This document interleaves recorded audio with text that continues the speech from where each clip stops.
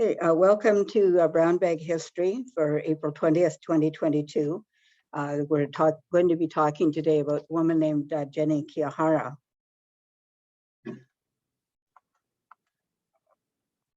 And as we start, we acknowledge the land, traditions, and culture of four nations. The Snayaks, whose traditional territory was in Revelstoke and on the Columbia River and its tributaries.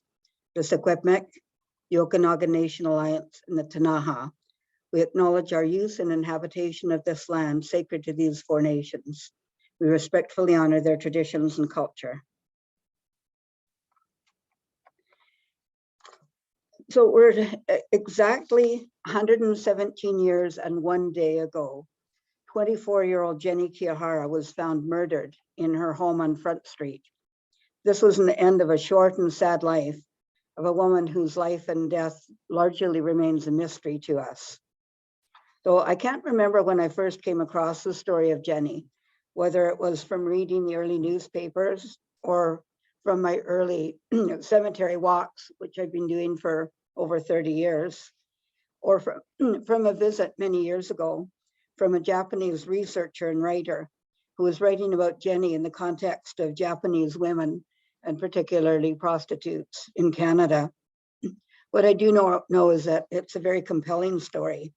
And I've always felt that it needed to be told and shared, and that her life deserved to be remembered and honored.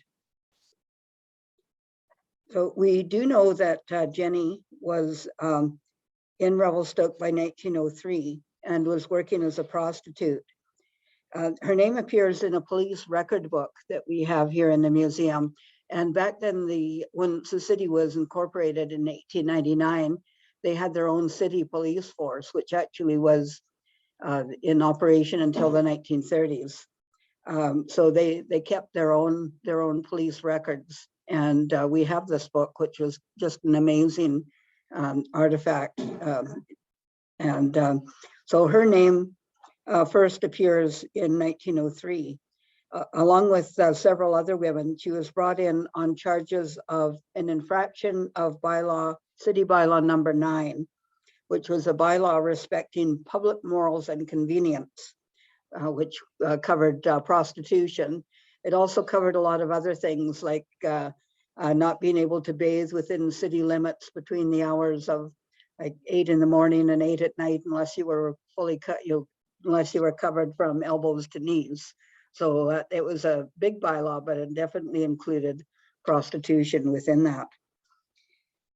So there had been prostitutes in Revelstoke really since the beginning of the town in the railway construction in the 1880s.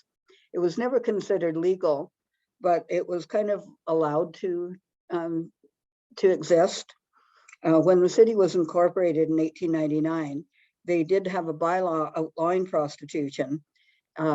But what they would do is they would normally bring the women in 2 or 3 times a year, charge them and release them. Occasionally, if a woman came into town and tried to establish here and the police got her before she would really establish, they'd send her on a train out of town. But there was nothing really done to actually stop prostitution. It was certainly allowed to continue.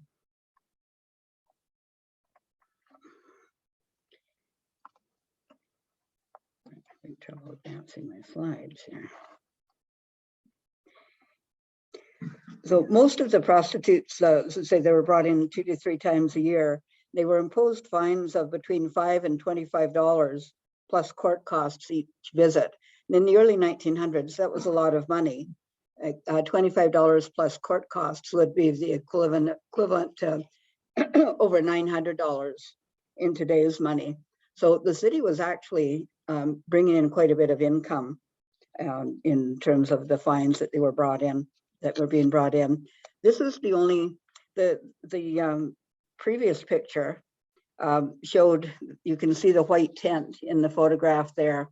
The sign outside of it says red light, indicating that it was being operating as a brothel. And there certainly were brothels operating here during the railway construction days. So this is 1885. This is a little later than that. It was brothel in Lower Town, probably either on Front Street or Douglas Street, which is where most of the brothels were located. If you look at it closely, you can see that some of the paintings on the wall are a little bit more risque than what you'd see in your typical middle class proper home. There's some nudes on the wall. I'm also rather fascinated by the musical instruments on the wall. In the 1899 census, some of the people that we know were prostitutes, a couple of them listed their occupation as musician. A couple of them, others listed their occupation as seamstress or cook, but there were some that actually stated in the census that they were prostitutes. The other thing about this is that the decoration is very typical of the time. Look at the number of competing patterns in there, the wallpaper and the chairs and the rug and the curtains. It's just pattern on top of pattern on top of pattern. Their lives were regulated to a certain extent as well. They were only allowed certain days a week that they were allowed to come up to town to shop once this was the shopping area uptown.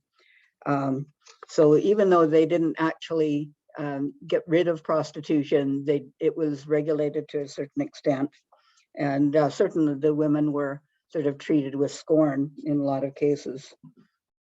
It's also interesting to note that very few men were charged with using the services of a prostitute, and if they received any fines, they were generally $5 or less. We know that there were a few other Japanese women working as prostitutes in Revelstoke as early as 1900, but Jennie's name doesn't appear until 1903. We haven't been able to find any records of her coming to Canada, so we can't be sure when she came or what prefecture in Japan she was from. She went by the name Jennie Kiyahara, and I've seen several different spellings of that name. And later on, we'll talk about her name and whether Kiyahara was actually her name. We're still trying to learn more about early Japanese immigration to Canada and to Revelstoke. Japanese immigrants were subject to much of the same racism as were Chinese immigrants, although only Chinese immigrants had a head tax imposed on them. Many of the early Japanese immigrants were coming to seek work in sawmills and on the CPR. And we know that in the Rogers Pass snowslide of March 4th, 1910, 32 of the 58 men who died were Japanese workers. And we know that there were many, many more who were working for the railway at the time. In May of 1903, Jennie's name appears in both Revelstoke newspapers of the time, the Revelstoke Herald and the Kootenai Mail, when she was attacked by a Caucasian man. His name was Alexander, either Mallet, or Millet. I've seen all three versions of his name spelled with M-A-M-E or M-I. So I can't be sure of his exact name. But there was an article in the Revelstoke Herald that's here up on the screen from May 28, 1903, said on Saturday evening last, Alex Millet was committed for trial on a charge of assault occasioning actual bodily harm upon a Japanese woman named Jennie Kiyahara. And there's an unusual spelling of her name there with a whole bunch of extra vowels. It's usually spelled K-I-A-H-A-R-A. The newspaper said the fracas occurred on the afternoon of Monday, May 21st. Millet frightened the woman out of her house and then ran after her and dragged her back, kicking her with his knee for a considerable distance up Douglas Street.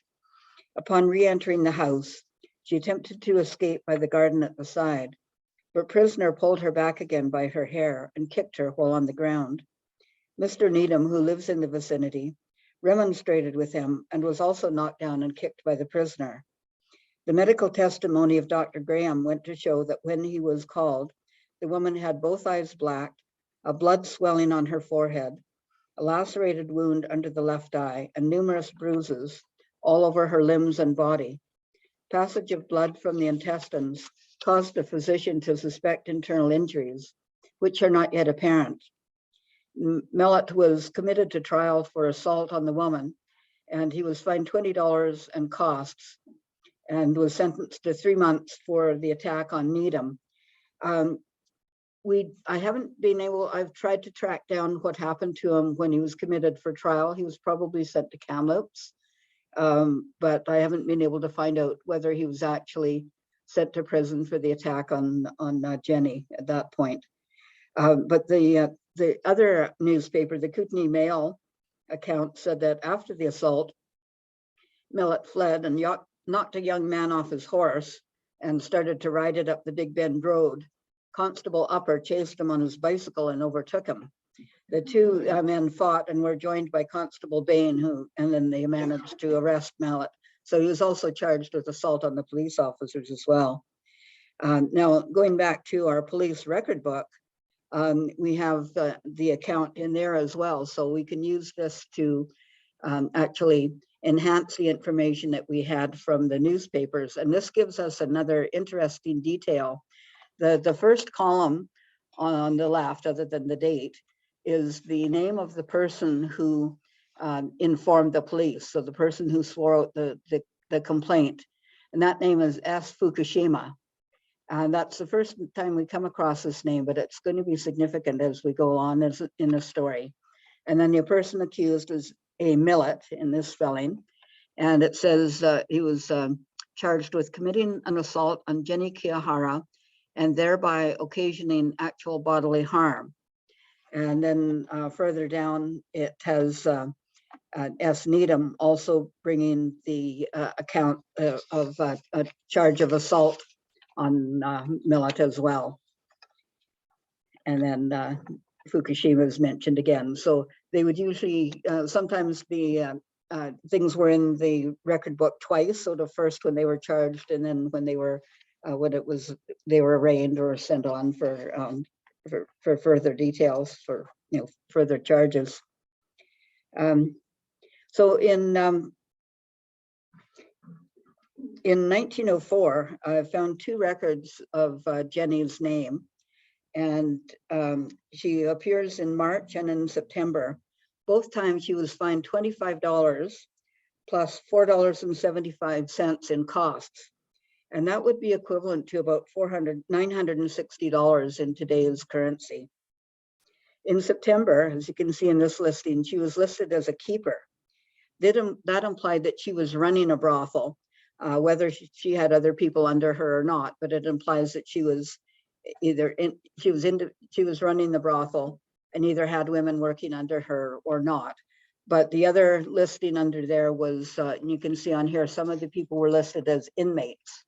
And that means that they were working under a brothel keeper, or madam, as they were referred to at times. So after this, we don't hear anything more from Jennie, either in the record books, the police books, or in the newspapers until her murder. Both newspapers had extensive coverage of the event, but it's impossible to know how much of it is true and how much was conjecture or simply made up. There certainly are discrepancies amongst the two accounts. There was no such thing as publication bans back then, so a lot of detail was provided. They certainly wouldn't provide that amount of detail now, but they're both really horrific accounts. The Revelstoke Herald headline read, "Brutal work of a fiend. A Japanese woman, the victim of one of the most heinous crimes ever perpetrated in the history of the West."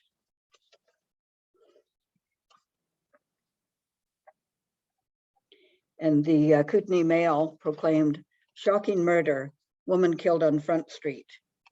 Another little detail I noticed in the last account of the assault, it was referring a couple of times to Douglas Street. And it didn't specifically say that she was living on Douglas Street, but I wondered if she had been at that time. But we know that at the time of her death, she was living in a house on Front Street. So piecing together the two stories, it appears that the body was discovered at 9:30 a.m.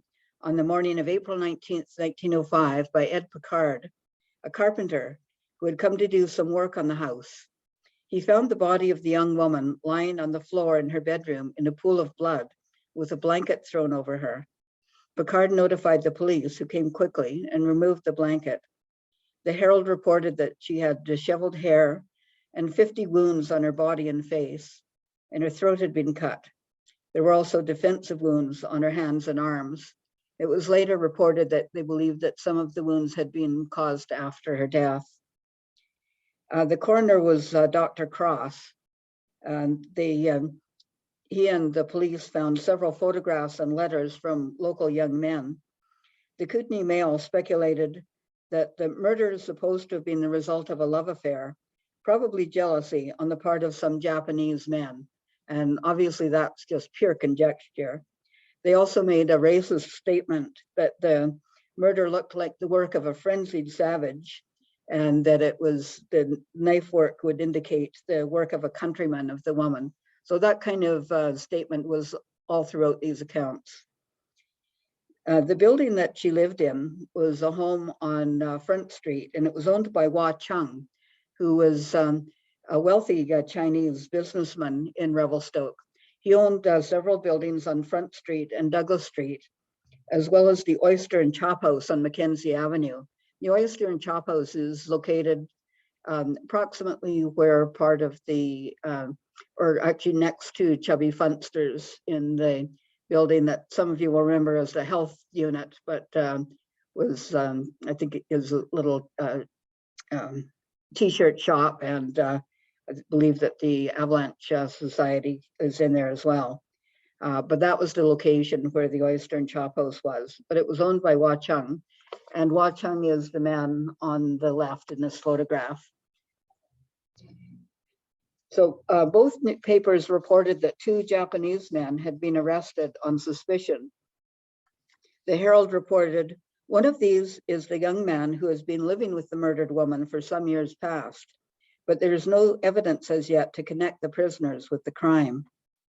Now we go back to the police record book and discover the names of the 2 men, Shiba and Fukushima. They were arrested on April 19th on charges of vagrancy, which was kind of a, an umbrella charge that they would use just to bring people in. And they were held on remand and released on the 27th of April without any charges relating to the murder. But here again, we come across the name Fukushima, who had been the informant on the attack on Jennie in 1903. We can do some speculating ourselves and infer that perhaps he's the man who's referred to as living with Jennie. In the Kootenay Mail report, it indicated that one of the 2 men had been heard quarreling with Jennie and that he had threatened her. One of the saddest notes in the newspaper accounts is this quote from the Kootenay Mail. The Japanese and women of the neighborhood refused to assist the police by giving information. The Japanese say the woman was no good and not worth hanging a man for.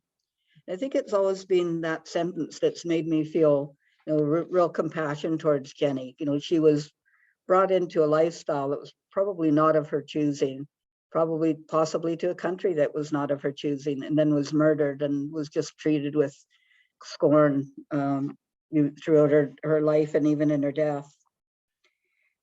An inquest was held into the death, and again, all of the evidence was reported in the paper, including the description of the knife, which was found buried in the ash box attached to the stove. A Japanese interpreter was brought in from the coast to help in interviewing the Japanese people in the community.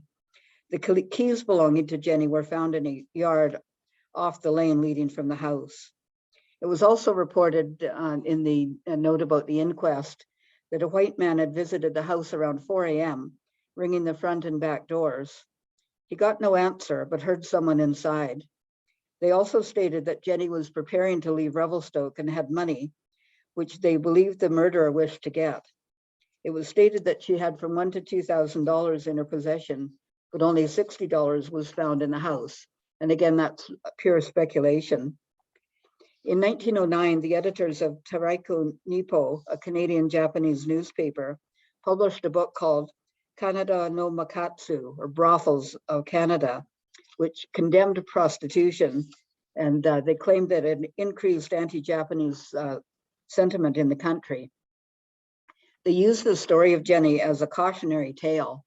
The reporter discussing Jennie's case showed that police photos showed that not only had her throat been cut, but that the skin of her face had been pulled back. This detail didn't appear in any other account, so we don't know whether that's speculation or just a detail that was held back. This Japanese editor also speculated that a Chinese man to whom Jennie had entrusted her money had murdered her for the money, but there were no charges laid and no indication that there was any truth to this. But I have heard stories over the year that Hua Chung was among the suspects, but he was never charged in any way. There was also speculation that he may have had a relationship with her as a lover and or a pimp. But again, we don't have any proof of that. But it is believed that it was Hua Chung who paid for her marker at the cemetery. The marker is a beautifully carved piece of marble with the words Jennie, Japanese, on the front, and characters in kanji, which is Japanese written with borrowed Chinese characters. We have Tomo Fujimura and his mother to thank for the translation of the stone. On the left, the column on the left gives her date of death, April 19th, 1905. In the center, it reads grave of Fukushima, Gen, and the right reads age of death, 24. So here again, we see the name Fukushima. The name Kiyahara doesn't appear anywhere on the marker. We can perhaps speculate that the Fukushima whose name we found in the police record books associated with her may have been her husband and or pimp. It's possible that she came over from Japan with him and that she was under his control in some way. Many Japanese prostitutes were under the control of men who brought them to Canada, and this may have been the case with Jennie, but again, we just don't really know. So the story of Jennie inspired a LunaFest art project that was shown last year. Artist Sarah Spur has created a beautiful animation that honors the life of Jennie. This is part of a web exhibit on the Arts Revelstoke website. I'll get, Sarah's here today, and I'll get her to come up and talk to us about her project. So I'm going to try to share the screen again. And okay, it looks like it doesn't want to share it. So let me try this again.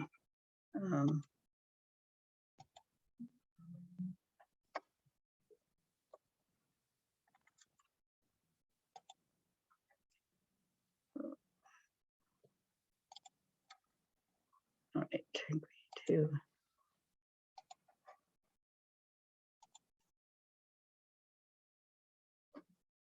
This is where I start to have problems when I try to do something outside of what I'm comfortable with.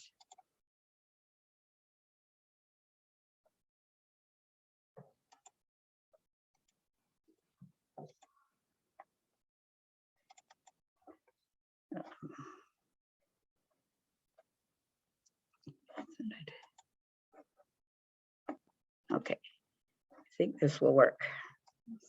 Let's give that a try anyway. Okay. Sure. Do you want to come up and talk? And yeah. So if you come in here, then people will on the YouTube can see it. Awesome. First of all, this is a really great turnout. Thank you for coming today. This is my first Brown Bag history talk too. So I guess starting with the site, you might wonder why we have a site that looks like this and has this type of information that we wanted to share with the public. I mean, what Kathy just shared was far more in depth than even what the site was able to show. But this sort of came as a result of I think me coming on board, being tasked with making an animation, making an art piece as a part of the Luna initiative, and sort of going through a lot of challenges, being able to tell this story in an animation with my art. My art ended up in a bit more of a concise way. It came out as poetry. It came out as the stop motion animation that we'll play at the end. But it didn't really dive into the artifacts that Kathy's been saving and has been sharing. And so we thought we needed a site to present some of that information that I wasn't able to communicate, but I think speaks for itself just as they are, just as artifacts and as a collection.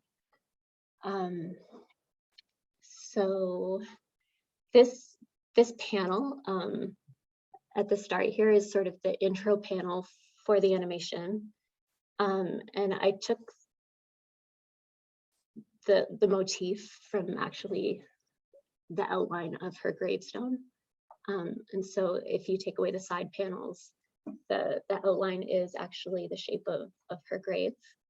And opening that up, I was able to make the theater for the moving images. Sorry, I'm also very shy, so this is hard to talk about. It'll work best if you use the scroll button. Okay, on the mouse. Yeah. Perfect. I think. There we go.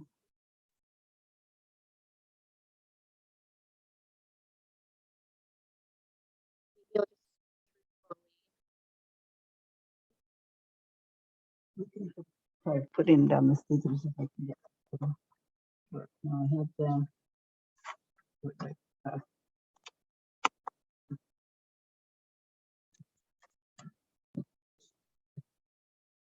finding that. Oh, it's back. It is back here.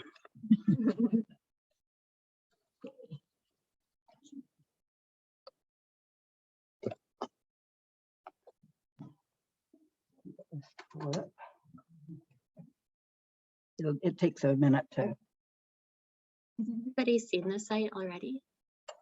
Or, okay, so this might be a first look.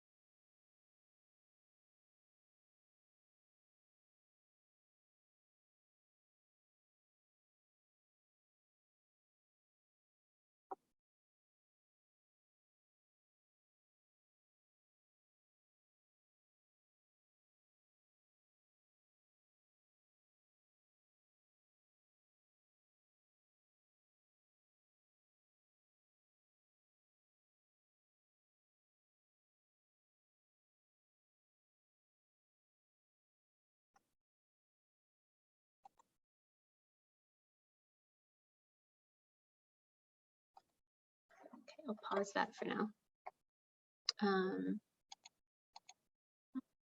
If I can.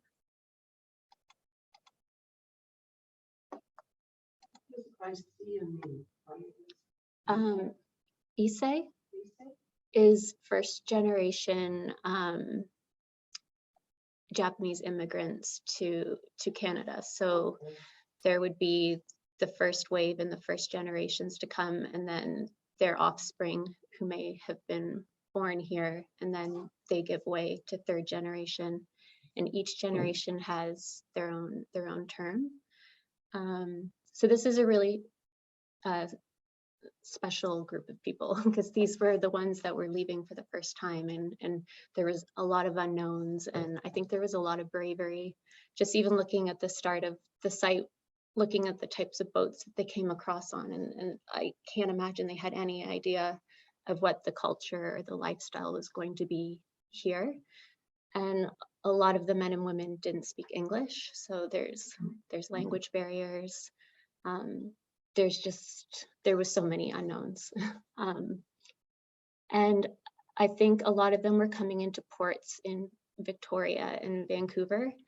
A lot came to the States as well, and may have made their way up through land crossings. So in Jenny's case, because we weren't able to find her shipping records or any trace, which, I mean, there are traces of a lot of men, but not so much women.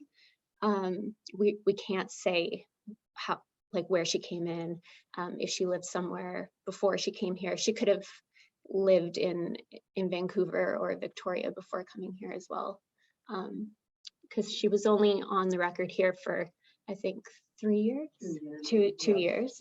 So she could have already been established. She might have spoken English, just operating the brothel. So there's a lot we don't know that I wish that we wish we did know. Where should I start? So I was brought onto the project to sort of have an artist's response to the story. And I had never heard of this story before, so I was right with most of you in hearing about this for the first time. Kathy provided me with the artifacts and what we had on file here at the museum, but then also books. Tomo provided me with different books. We dug into a lot of research about Jenny as a type of person, as say like a Karayuki-san, which means girl gone abroad, because there was a lot of women in Japan that would go abroad and work in the sex trade industry, not just in Canada, but all over the world. And so we don't know her story, but there's quite a bit, and also at the same time, not enough written about different women and their stories that have been written down. So I was able to get a general sense for what her journey might have looked like. And I just felt horrible. Like, I felt hugely empathetic and also extremely out of my depth for even thinking I could attempt to make a piece of art to tell this person's story, who, like, how could I even begin to understand the journey of being an immigrant at that time in history. So I felt very overwhelmed, admittedly, at the start of this project. And so I tried many different approaches.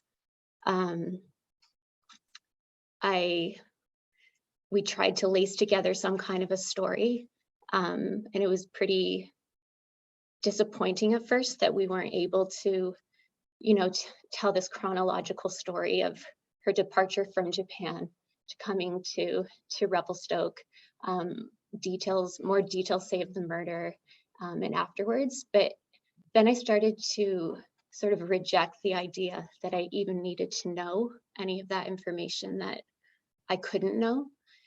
And my approach shifted, and it started to come from a place of,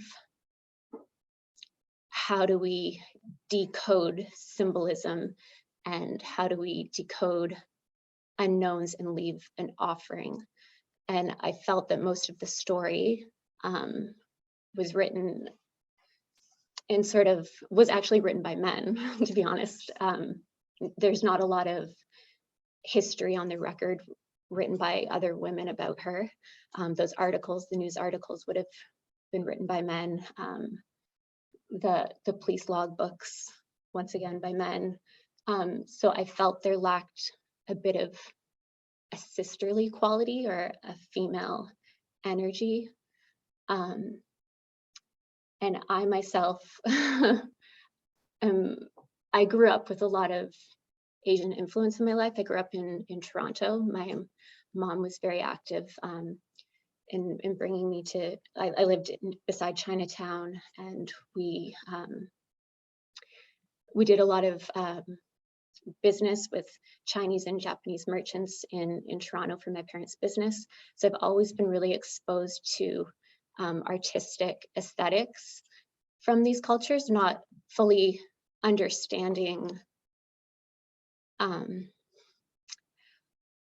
I'm not Japanese or Chinese, but I've always had an appreciation for the art. And I find it like incredible that in Canada, that is a part of our it's a part of our culture. There's so many influences of Asian art, philosophy, spirituality. Just if you look at Revelstoke, Asian culture, we have yoga studios, we have Buddhist meditation evenings. There's design aesthetics and of minimalism, which is very popular right now. These can all be traced back to Asian influences in Canada. So when I went to make the artwork, I sort of leaned into design aesthetics, or at least how I interpret these design aesthetics. And I tried to strip things down into minimalism. I read books about Japanese death poems and learned about haiku poetry. And so when I was lost with telling the story, I did actually visit the grave, and I wrote within I want to say like a couple days, a series of about 8 or 10 poems, and they came very quickly. The haiku poems came first. This one in particular was the first poem that I wrote. And at the end, when trying to decide the narration for the film, editing, reducing, minimalism, out of all these poems, this sort of said all the other poems in one, if that makes sense. I was able to distill it down to this sentiment. And I was very inspired by the symbolism on her gravestone. If you remember in the last slide, at the top of the grave, there's a lily. And gravestone symbolism, there's a lot of different gravestone symbolism, even in the Revelstoke Cemetery. We have the lambs for lost children. Lilies can often be a Christian symbol, rebirth, purity. You can dig into a lot of symbols that are on graves. So the lily itself, I thought was quite beautiful, and I didn't understand if it was meant to be a Christian statement because it was Revelstoke at that time, or if it had something more to it. So the more I dug into the lily, I learned that the lily is endemic to Japan. It's actually a flower that came to North America from the Raikuku Islands. I may be pronouncing that wrong. But I thought that was really interesting, and I would like to believe that that was intentionally, like an intention of why that was the symbol chosen for her grave. Yeah, and maybe I'll play the film, and then I'll talk a bit more about decoding what's in the film.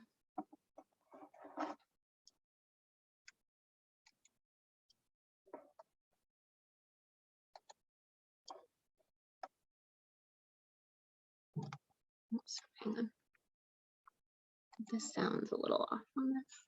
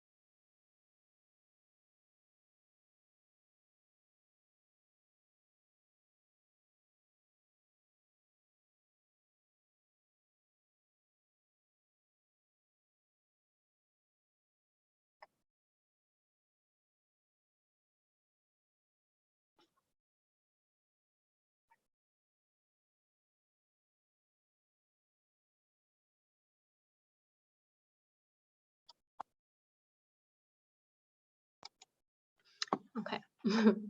So I thank you. And I think maybe the overarching message that I wanted to end with was that this type of woman, this type of Canadian woman is viewed as iconic in a way, is elevated to be a part of Canadian women's history, because I think we often talk about bravery and icons in a different, with a different type of life experience. I know in Revelstoke we celebrate a lot of mountaineer. There's a lot of bravery in a certain brand of bravery, but there were lots of people that lived here that had exhibited bravery with a different brand of bravery, and we shouldn't be afraid of recognizing that or speaking of that, even if it's a taboo thing like the sex trade industry and the type of work that she was involved in, which led to her death. I think we can all appreciate that the Japanese Issei, especially the women who came here, are a part of the culture. So that's yeah. Should I take questions? Yeah. I'm curious if there's any questions actually. But yeah, I'll just do a little wrap up yeah. about the gravestone. Thank you, Sarah. That was really amazing. I just am so moved whenever I see that animation. It's just really incredible. I'm just going to go back to our screen here and look at the Jennie's gravestone. So the last part of the project is to restore the base of this. You can see the very bottom part of the base there is eroded. And I have photographs that I took of that stone back in the 1990s when I was doing it. And the bottom base was still quite intact. But you can see how it's getting, going farther and farther in, really eroding away. And because it's 117 years old. So we're concerned that if the base eroded and the gravestone fell, that it could break that beautiful marble monument. So part of the project is to restore the base. And we've talked about different ways of doing that, but we've come up with, I think, what's going to be really a simple yet elegant way. The very bottom base will be a concrete slab, and then a marble, rectangular marble slab on top of that.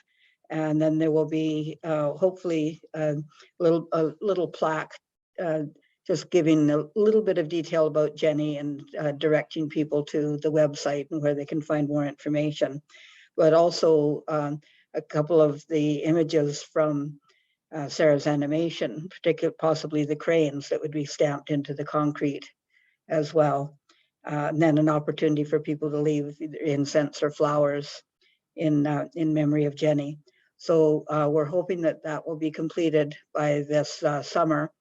And we've spoken to a Buddhist priest from Kelowna who's willing to come up and do a blessing on the grave. So I think we're going to continue to honor Jennie, and really feel that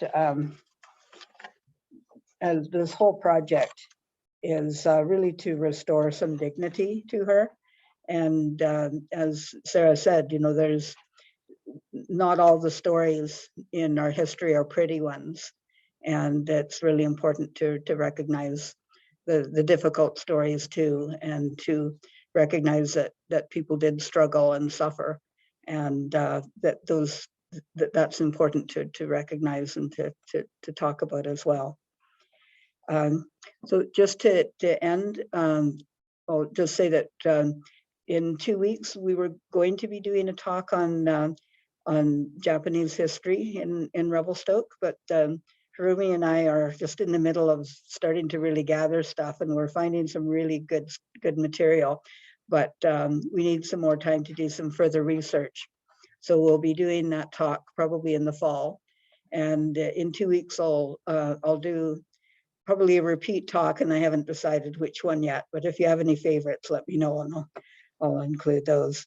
And then, of course, on Friday, May 6th, we're going to be doing a special presentation at the Performing Arts Center of our film Washed Away that we worked on with the award-winning filmmaker and photographer Agathe Bernard. And we'll be showing the film and a few other elements to the evening. It should be a really wonderful evening. So we've got tickets available here for that. So I'm going to close the webinar now, and we will take questions.